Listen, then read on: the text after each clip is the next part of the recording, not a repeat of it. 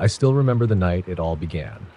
A night that started out with a peculiar restlessness in my bones and ended with a terror so vivid it haunts my every waking moment.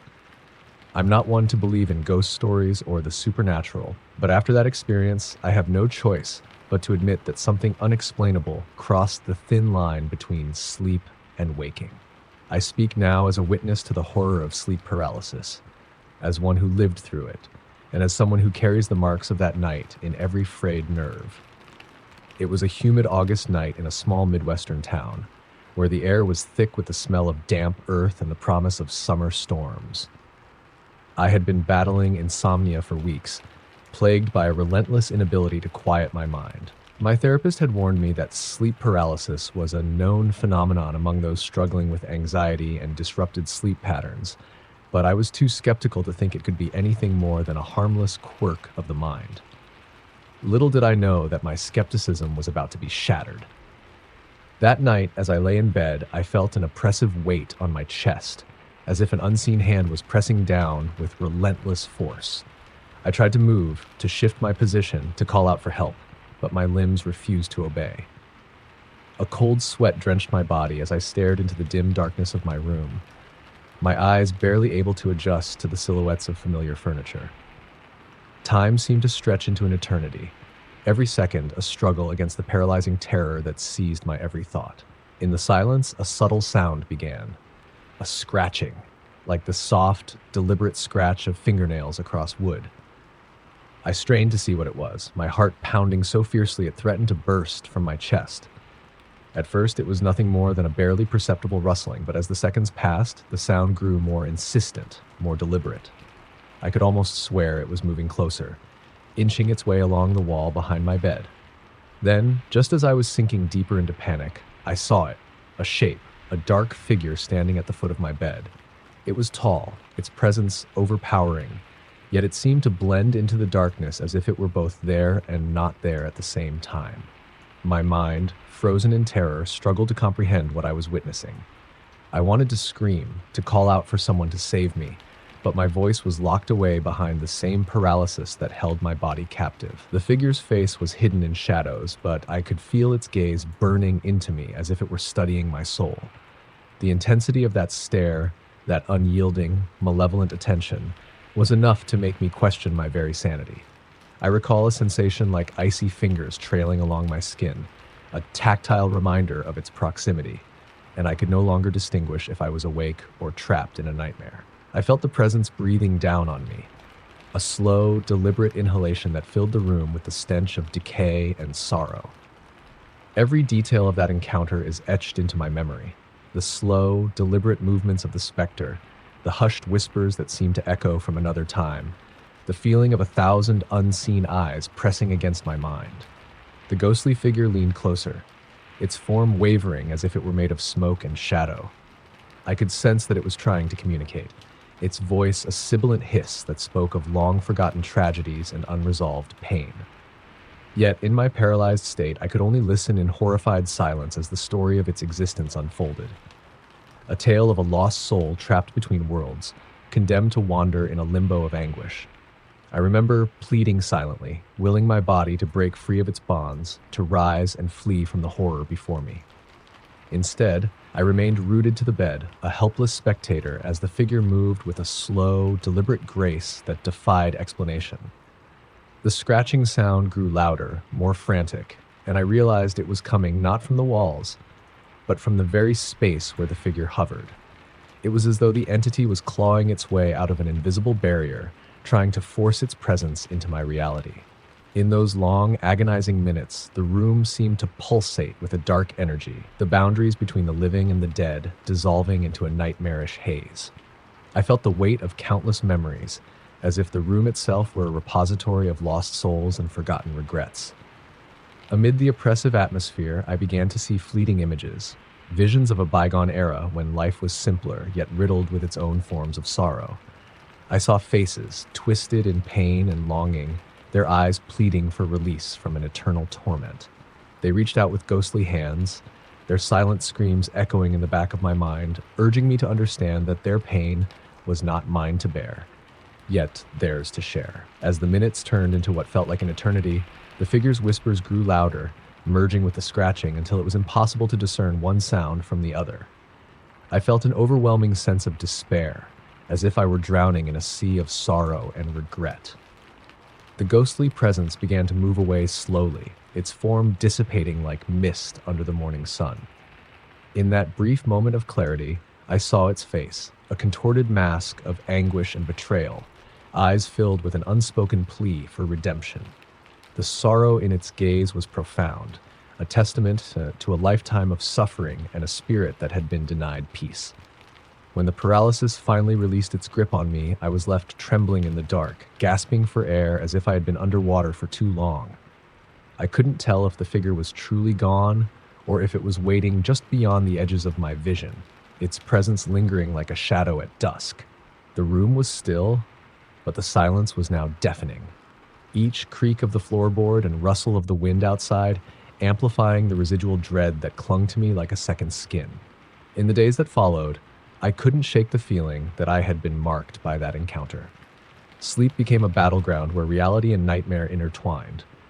Every time I closed my eyes, I relived that terrifying moment, the crushing weight on my chest, the paralyzing fear, the whispering figure that defied explanation. I began to notice subtle signs that my life had changed irrevocably. Doors I thought were locked would be found ajar. Fleeting glimpses of a shadow in the periphery of my vision were no longer isolated incidents, but a constant reminder that I was not alone. The line between my waking world and the spectral realm had blurred, and I found myself questioning whether the ghost was a solitary visitor or merely the harbinger of a deeper, more sinister presence that lurked within the fabric of our reality. Friends and family, concerned by my growing paranoia, urged me to seek help. They dismissed my accounts as nightmares fueled by stress and sleep deprivation, never truly understanding that my terror was not born from an overactive imagination, but from an encounter with something far beyond our mortal realm. I spent countless nights scouring the internet and old folklore, learning that sleep paralysis has long been a conduit for the supernatural, a time when the veil between the living and the dead is at its thinnest. In American culture, especially in the deep South and the rural heartlands, such encounters are often woven into the fabric of local legend, dismissed by some and feared by others. I learned of similar experiences from strangers online, people who had awakened from a paralyzed sleep to witness dark, lurking figures, whose malevolent eyes held the secrets of death and the afterlife. Their stories mirrored mine in ways that defied coincidence. Some spoke of the old hag, a spectral figure in folklore believed to sit on the chest of its victim, suffocating them in the night. Others recounted encounters with shadowy beings that whispered prophecies of doom. The recurring themes of these accounts resonated deeply with my own experience, confirming that I was not isolated in my terror. There was a shared, unspoken understanding that these nocturnal visitations were not mere hallucinations, but encounters with a realm that existed just out of sight, waiting patiently to reclaim what had been lost. Night after night, I battled a growing dread as I lay in bed, haunted by the anticipation of that oppressive paralysis. Every creak in the house, every rustle of the wind, every flicker of light from passing cars outside my window would send me spiraling into a state of hyper-awareness. The fear had permeated every aspect of my life. I could no longer watch a movie, let alone fall asleep, without the looming terror of that ghostly figure returning. My dreams, once a refuge from the stresses of the day, had become a theater for relentless horrors, a never-ending cycle of sleepless nights and creeping dread. Despite the psychological torment, I felt compelled to understand the nature of the entity that had invaded my sleep. I began to delve into local history, scouring old records and speaking with elderly residents of my town. I discovered that nearly a century ago there was a tragic incident at an old farmhouse on the outskirts, a family brutally torn apart by betrayal, grief, and unspeakable acts of cruelty. Rumors whispered that the family's sorrow had birthed a restless spirit, doomed to wander in search of solace and retribution. I couldn't help but wonder if the ghost I encountered was connected to that sorrowful past, a victim of a tragic tale that had seeped into the very foundations of our community. I spent long hours in the local library, piecing together fragments of the farmhouse's history from faded newspaper clippings and whispered accounts from those who still remembered the events with a mixture of pity and fear. The deeper I delved, the more I felt an inexplicable pull, as if I were retracing the steps of that anguished spirit. In quiet moments, I even imagined hearing its plaintive cries echoing in the silent corridors of the abandoned farmhouse, a constant reminder that some souls refuse to rest until their story is told. Yet the more I learned, the more I realized that some mysteries are best left undisturbed. The ghost's presence in my life grew more insistent, and I began to experience sleep paralysis with increasing frequency. Each episode left me more drained than the last, as though my very soul were being siphoned away in the dead of night.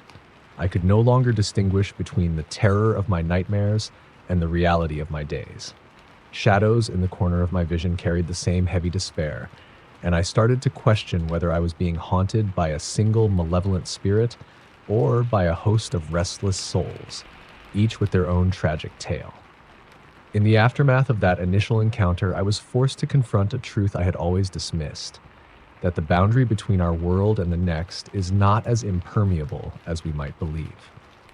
Sleep, once a simple act of rest, had become a gateway to a realm of sorrow and lingering regret, a domain where time was distorted and the ghosts of the past reached out to reclaim their stories.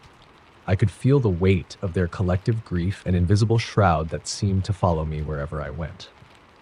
Even now, as I recount these events with trembling hands and a voice that still quivers with the memory of that night, I know that the terror is far from over. The ghost may have receded into the darkness for a time, but its presence lingers in every creak of the floor, every sigh of the wind, every moment of silence that falls over my home when night descends. I live in constant vigilance, waiting for the inevitable return of that paralyzing terror, the moment when my sleep will once again become a battleground between the living and the dead. To anyone who listens to my story, I offer a warning. Do not take sleep for granted. For in the stillness of the night, when your body is most vulnerable, you may find yourself facing horrors beyond your wildest nightmares. What you perceive as the end of a restless night may in fact be the beginning of a relentless encounter with a presence that defies all explanation. The veil between the two worlds is thin, and when it is disturbed, you may never be able to reclaim the innocence of sleep. Story number 2. I never believed in ghosts, or the idea that the night could hide more than just darkness, until that fateful autumn evening when sleep turned into a prison of terror. I still wake in a cold sweat, heart pounding as I remember the slow, creeping horror that began in the dead of night. My name is Daniel, and this is the story of the night I encountered a presence that defied all logic and explanation. It was a bitter, wind-whipped October night in a small town in rural Pennsylvania, where the trees whispered secrets in the cold breeze, and the full moon painted everything in an eerie silver glow. I had moved into an old Victorian house that once belonged to a family long forgotten, its walls steeped in quiet sorrow and whispers of the past. I had chosen the house for its character and solitude, unaware that the same solitude harbored a malevolent secret. That night, after a long day of unpacking and battling insomnia, I finally settled into bed. The house was unnervingly silent, every sound swallowed by the thick, oppressive night. I closed my eyes, hoping to escape into sleep, but instead, I found myself paralyzed. My body lay inert on the cool, creaking bed while my mind screamed in silent terror. I could not move a single muscle, as if an unseen force was holding me captive in a moment that felt suspended in time. At first, the sensation was simply unnerving, a heaviness that pressed on my chest, accompanied by a sense of foreboding I couldn't quite explain. Then came the sound, a faint tapping, like the gentle tapping of fingernails on glass. The noise was almost rhythmic, echoing through the dark corners of the room. I strained my eyes in the gloom, desperate to see the source, but all I could see was a vague silhouette at the far end of the room. As minutes ticked by, the tapping grew louder and more insistent, echoing against the walls of the old house. The air in the room turned icy, each breath a struggle against an invisible chill that seeped into my bones. I tried to scream, but my voice was locked inside me. All I could do was watch in muted horror as the shadow began to take shape, a tall, gaunt figure draped in what looked like tattered garments from another era. The figure stood at the foot of my bed, its eyes, if they could be called that, seemingly hollow, yet filled with a terrible, unyielding sorrow. It was as if I was looking into a mirror of endless despair, a soul tormented by memories that had long since faded into darkness. I felt an overwhelming sensation of dread, as though the very fabric of my being was being unraveled by the presence of something beyond human understanding. The ghostly apparition slowly advanced, its movements unnaturally fluid, as if it were gliding rather than walking. With each step, the sound of its movement filled the room, a soft, almost imperceptible rustling, like leaves skittering over a cold stone path. I sensed a deep, painful longing in its presence, as if it carried the weight of centuries of grief and regret. I recalled hearing stories in the town about a family that once lived in this very house, a family that had been torn apart by tragedy and betrayal. The tales whispered of a ghost, a tormented soul doomed to roam the halls, reliving the sorrow of its final moments. Trapped in the grip of sleep paralysis, I could do nothing but watch as the specter approached my face. I felt the chill of its breath, a cold, musty exhalation that carried the scent of decay and despair. In that frozen moment, our eyes met. In its hollow gaze, I saw the unmistakable flicker of agony and desperation. It was as if the ghost was silently pleading for me to understand its eternal torment, yet at the same time, warning me of the dangers that awaited if its sorrow was disturbed. The figure extended a gaunt, trembling hand toward me. Though my body was frozen, my mind screamed with the instinct to flee. I felt an icy pulse, as though my heart was being squeezed by unseen hands. Memories of childhood tales, stories of restless spirits and cursed nights, flashed through my mind, each one adding to the overwhelming terror that now consumed me. I was caught in a liminal space where the boundary between the living and the dead had become perilously thin. As the ghost neared, I began to notice subtle details.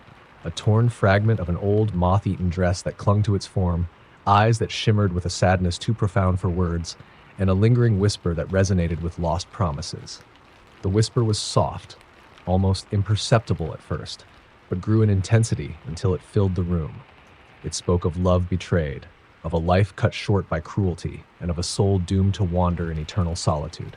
Every syllable was laced with regret, pulling me deeper into a vortex of empathy and terror. In that moment, I realized that the ghost was not an angry spirit bent on vengeance, but rather a tragic remnant of a life that had been stolen by fate.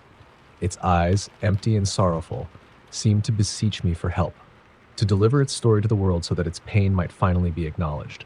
I longed to move, to reach out and comfort this lost soul, but the paralysis held me captive. My mind, however, remained clear enough to understand that I was witnessing something far beyond my ordinary life. A confrontation with a spirit whose tragic past was etched into every wrinkle of its spectral face. Time, however, has a way of warping in moments of intense fear. What felt like hours passed before the apparition slowly began to fade. With each waning second, the ghost's features blurred until it melted back into the darkness from which it came. The whispering diminished, leaving me in a silence so profound that it almost echoed the sorrow that had briefly occupied the room.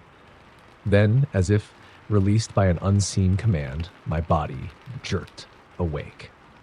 I gasped, my heart hammering in my chest, drenched in a sweat that seemed to wash away the lingering chill of the encounter. In the days that followed, I was haunted by both nightmares and fragments of waking hallucinations. The ghost's sorrowful eyes were etched into my memory, a reminder that my brush with the supernatural was not a figment of a sleep-deprived mind, but a stark encounter with a spectral remnant of America's past. I began to research the history of the house and discovered records of a family whose lives were marred by scandal and tragedy. A family whose untimely demise had given birth to local legends of a ghost who wandered the halls, forever mourning the loss of what might have been. I spoke with longtime residents and local historians who recounted similar experiences, stories that varied in detail but echoed the same mournful despair. Some claimed to have heard the faint tapping on the windows during long, sleepless nights. Others recalled a shadow moving silently across the halls.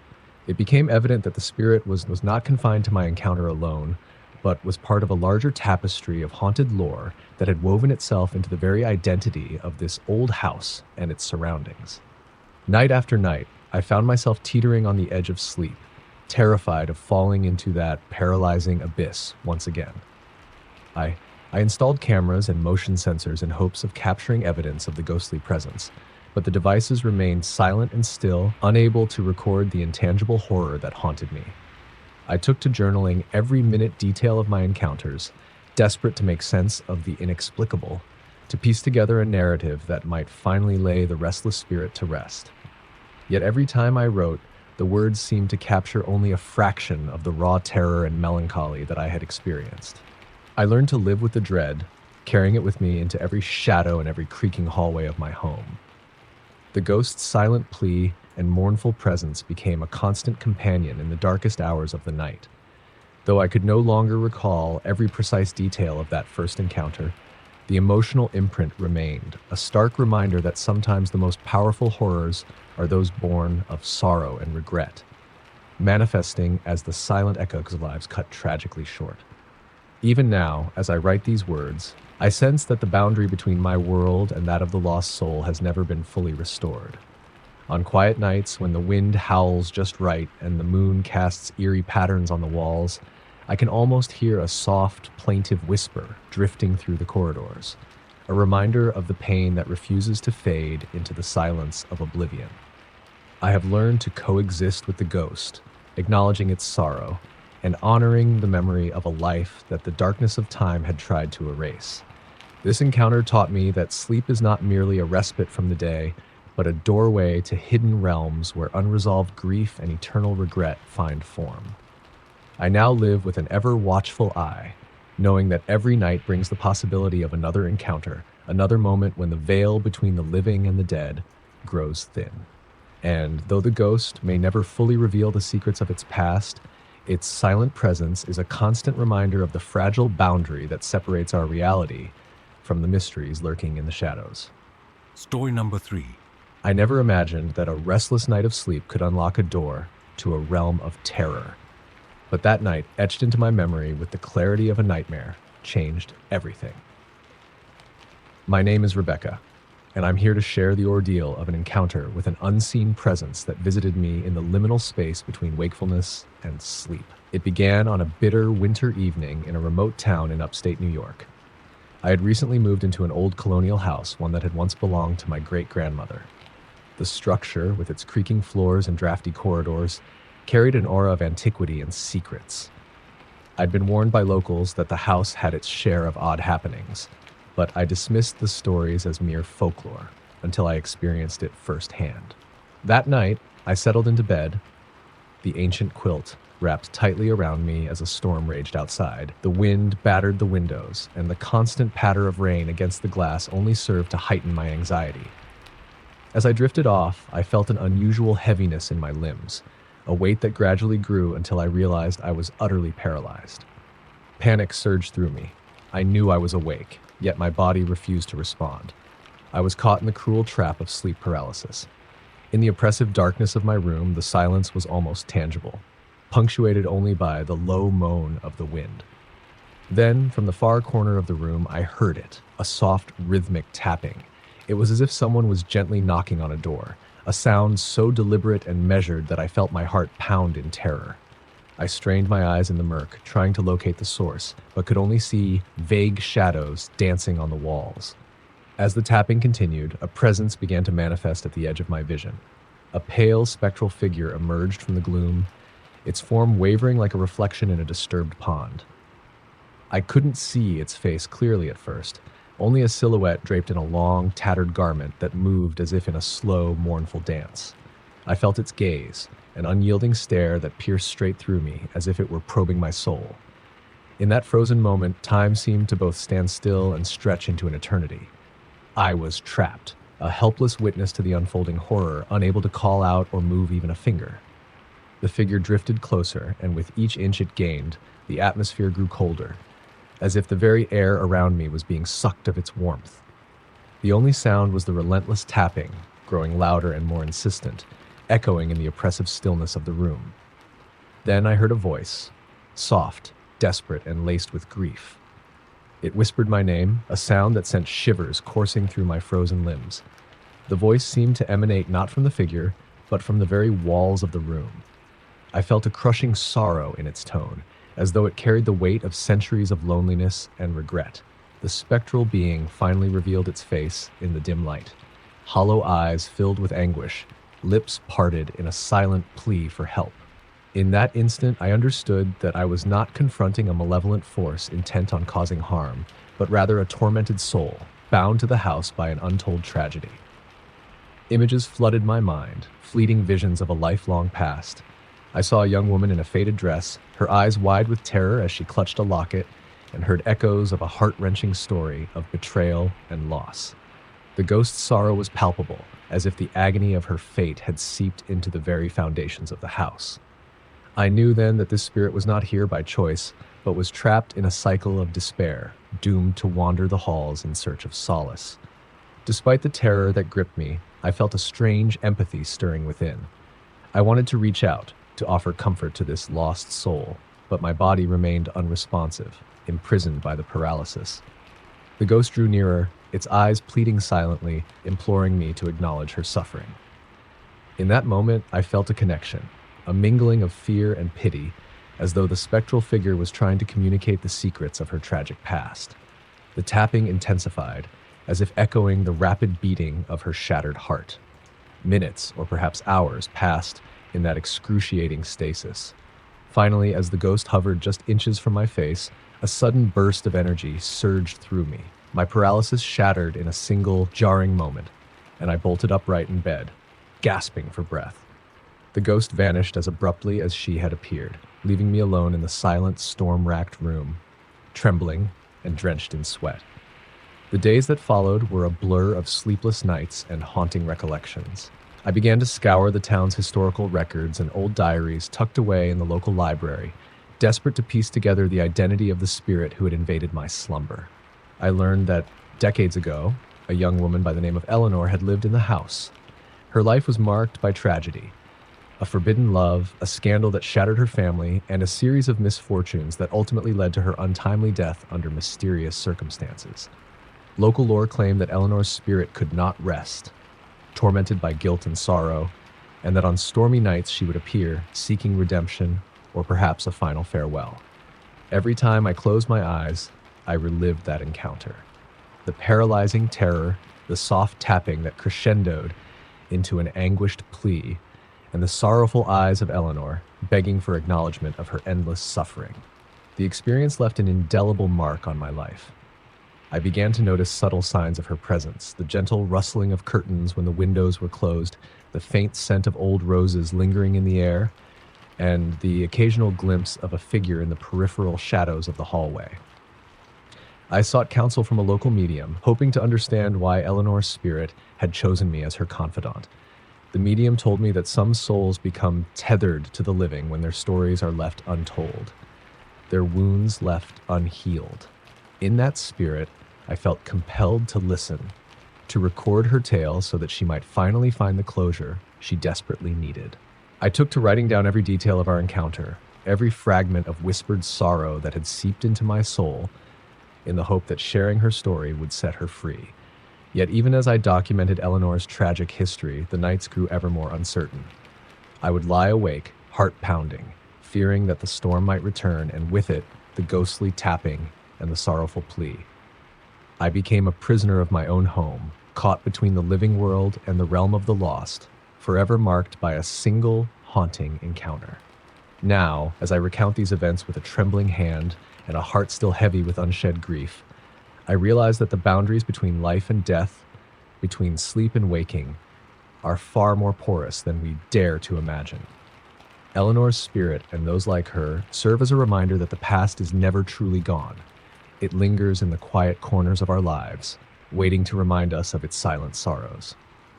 Every night, I find myself wondering if I might once again be visited by the spectral figure of Eleanor, her eyes seeking solace in the silence of a shared secret.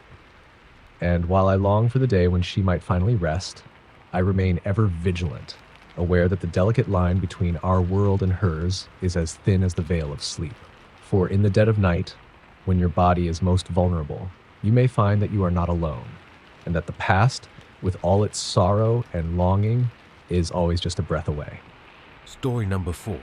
I still remember that sweltering summer night when the veil between my world and something far darker was torn asunder. My name is Marcus, and I'm here to share the harrowing ordeal that forever changed my understanding of sleep and of the unseen forces that roam our world. I had recently taken a job as a caretaker on an old family farm in rural Kansas, a sprawling patch of land that had seen generations of my kin come and go. The farmhouse, weathered and stoic, had long been whispered about in local circles. Some said it held secrets too grim to mention, while others dismissed the tales as nothing more than fanciful ghost stories. I was a practical man, steeped in logic and hard work, until that night when I lay in a creaking, time-worn bed and experienced something that defied every rational explanation. It began as a seemingly ordinary evening. The heat of the day had given way to a thick, humid darkness, and the distant hum of cicadas filled the air like nature's own dirge. I had finished my chores and settled down with a worn paperback and a glass of iced tea, trying to ignore the persistent murmurs of the wind outside. But as the night deepened, a heavy weariness overtook me. I dozed off, oblivious to the slow encroachment of terror. Somewhere between sleep and wakefulness, I felt an unnerving pressure, as if invisible hands were weighing down on me. I tried to move, to blink away the shadows that danced at the edge of my vision, but my limbs refused to obey. I was trapped in the vice of sleep paralysis, a state I had read about but never truly believed could happen to me. And then the darkness shifted. I became aware of a presence in the room, subtle at first, like a murmur at the back of my mind. The air grew inexplicably colder, and I could sense the oppressive weight of something malevolent. I strained my eyes in the gloom, desperate to catch a glimpse of what lurked in the periphery. In the dim light that seeped through a cracked window, I noticed a shape, a dark, shifting outline that hovered near the far corner of the room. It was not a simple shadow, but a distinct form, almost human, yet profoundly wrong. As I lay paralyzed, my mind screamed for release, but my body remained inert. The figure began to drift closer, its movement fluid and unhurried. Each measured step seemed to echo with the sorrow and menace of long-forgotten tragedies. I tried to call out to plead for mercy, but no sound emerged. All I could do was watch as the apparition advanced, its formless eyes fixed upon me as if searching for something lost. The figure's presence was suffocating. I felt its gaze penetrate every fiber of my being, stirring in me a deep, primordial fear. It wasn't until I became aware of a persistent, almost rhythmic tapping, a sound like nails scraping along old wood, that I understood I was not alone. The tapping reverberated through the room, syncing with the rapid beating of my heart. With each tap, flashes of a disjointed past invaded my mind. Images of a family, of betrayal and pain, and a lonely figure wandering through fields of tall, whispering corn. The farmhouse had been in my family for generations, and there were old, dusty journals in the attic chronicling a tragedy from nearly a century ago. As I lay there, immobilized, I began to piece together the fragments of that long-ago sorrow. According to local lore, my great-great-grandmother had lost her mind after a series of misfortunes, and she disappeared one summer night in the endless rows of corn that bordered our property. Some said she had taken her own life, others whispered that she had been taken by a force beyond comprehension. Whatever the truth, her spirit was said to wander the fields, a restless soul tethered to the land by unresolved torment. I felt the presence shift, and in that moment, a face materialized in the near darkness, a gaunt, sorrowful visage with eyes that shimmered with anguish. The apparition's lips moved in silent lament, and for an agonizing moment, I felt as though I was drowning in her grief. The ghost's eyes, so full of unspoken pain, locked onto mine, and I sensed a desperate longing for someone to acknowledge her suffering. In that suspended moment of terror, the specter drifted closer to the window, where a faint moonbeam illuminated her features. I could see the worn traces of time on her face, a life of hardship and heartache etched into every line. The tapping intensified, now accompanied by a low, mournful whisper that echoed the cries of the wind outside. The sound was so sorrowful it felt as if the very air was weeping, mourning the loss of what once was. I desperately tried to move, to break free from the paralysis, but the grip of the unseen force was unyielding.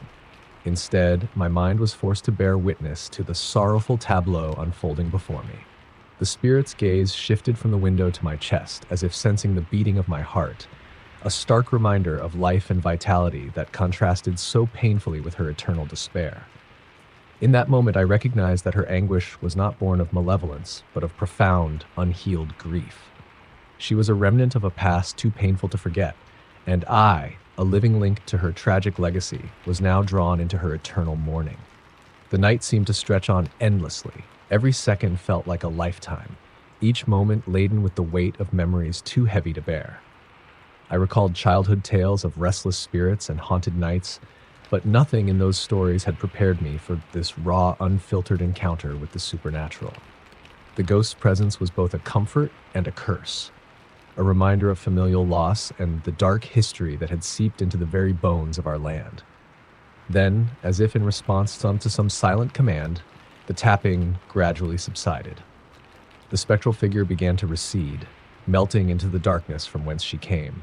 Her mournful eyes lingered for a final, heart-wrenching moment before vanishing entirely, leaving behind an echoing silence and a lingering chill that seeped into my soul.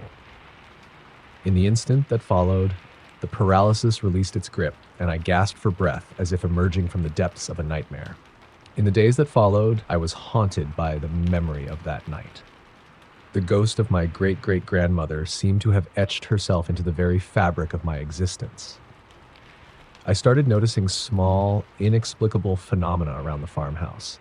The gentle rustling of old photographs on the mantel, a cold draft passing through rooms that should have been sealed, and the persistent sound of tapping when I was alone in the quiet hours of the night.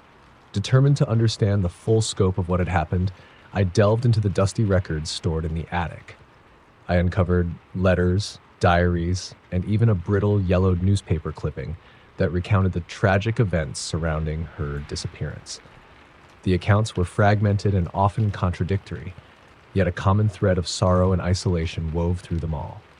It seemed that our family's history was not merely a collection of faded memories, but a tapestry of grief that had been passed down through generations, an inheritance more haunting than any ghost story.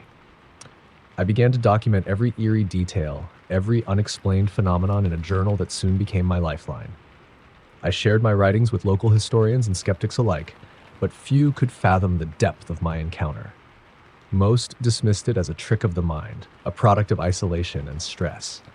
But deep down, I knew that the night I was visited by that forlorn spirit was as real as the blood coursing through my veins.